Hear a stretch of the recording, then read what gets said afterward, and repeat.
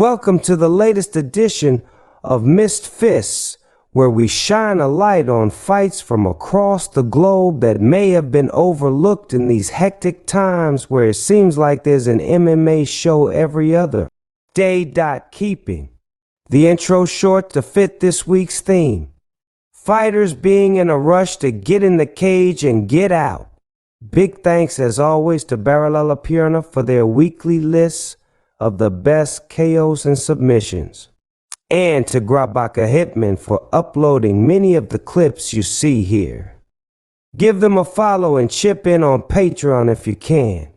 Chad Walters, 29, made his pro debut this past October, and he's been fighting like a man, making up for lost time.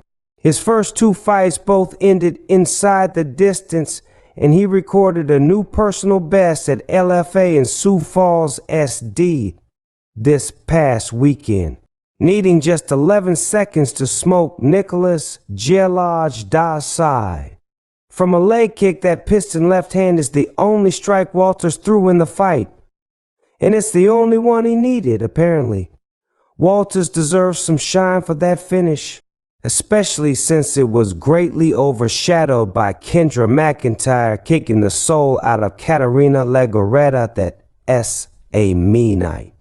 Definitely. Check that one out if you haven't seen it. Before we get to more Fast and Furious codes, trust me, there are plenty. Let's show some respect for the gentle art of jiu-jitsu. James Martin methodically worked his way to a triangle choke finish, never letting Maia Taseka get his hand free or create any separation.